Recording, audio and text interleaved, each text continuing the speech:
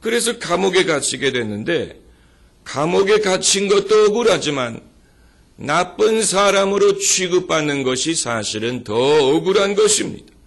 지금까지는 사람들에게 요셉이 여호와 하나님을 잘 믿는 신실한 남자라는 그런 인상을 주었는데, 이제 사람들이 그를 뭐라고 부르겠습니까?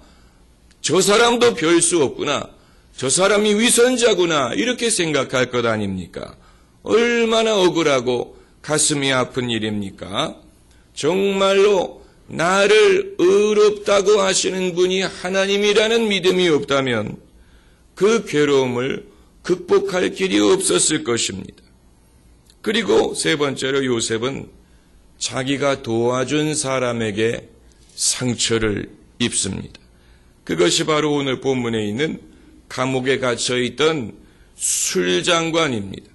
술장관이라 함은 바로의 상에 올라가는 포도주를 감독하는 사람입니다. 최고의 상품이 올라가도록 하고 또 누가 독을 넣지 못하도록 감시하는 그런 바로의 신임을 받던 사람이 이제 죄를 지어서 감옥에 들어오게 되는데, 술장관과 떡장관 두 사람이 감옥에 들어왔습니다. 그런데 두 사람이 같은 날 꿈을 꿨어요. 몽조가 다르더라고 했습니다. 한 사람의 꿈은 복직이 되는 꿈이고 한 사람의 꿈은 죽는 꿈입니다. 그래서 요셉이 그 꿈을 해석을 해 주었는데 요셉의 해석대로 이루어졌습니다.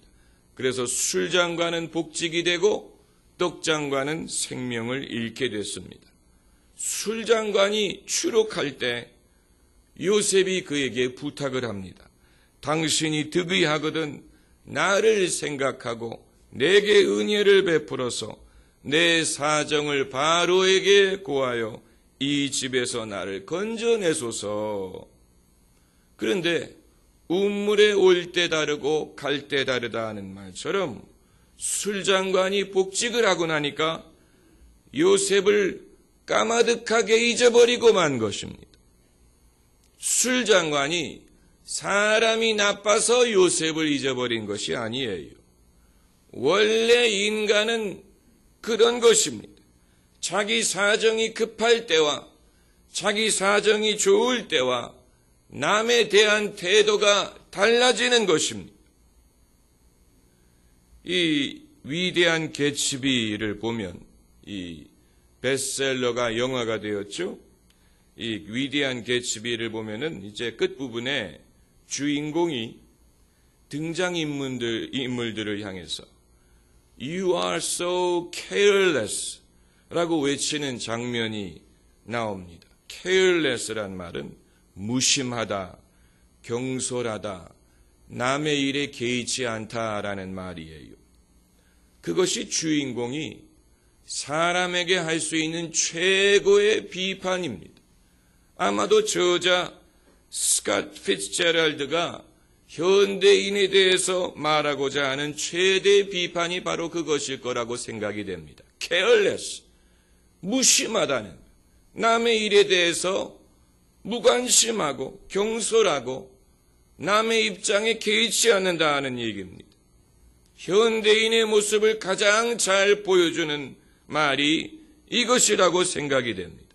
우리는 이웃에 대해서 무심하고 남에 대해서 무심하고 그들의 입장에 대해서 개의치 않습니다. 그리고 그것이 남에게 얼마나 상처가 되는지를 알지 못합니다. 어떻게 그럴 수 있느냐라고 항의를 해보았자 소용없습니다. 사람은 그렇습니다. 그럴 수 있습니다.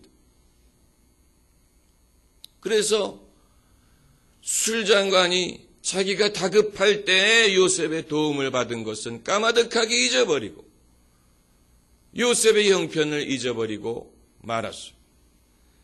요셉이 14절에 술장관에게 한 말을 들어보면 당신이 득의 하거든 나를 생각하고 내게 은혜를 베풀어서 라고 말했는데, 여러분, 우리는 사람이 우리를 생각하고 사람이 우리에게 은혜를 베풀 것을 기대하면 반드시 실망하는 날이 옵니다. 누가 우리를 생각해 주셔야 되느냐? 하나님이 우리를 생각하시고 하나님이 우리에게 은혜를 베푸셔야 됩니다. 우리를 생각하고 우리에게 은혜를 베푸실 분은 하나님밖에 없어요. 하나님은 어제나 오늘이나 영원토록 동일하십니다.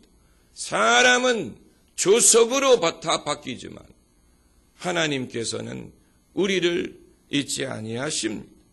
그러므로 사람은 나를 잊어버리고 무관심하지만 결국은 하나님이 나를 생각하고 내게 은혜를 베풀어 주셔야 되는 것입니다.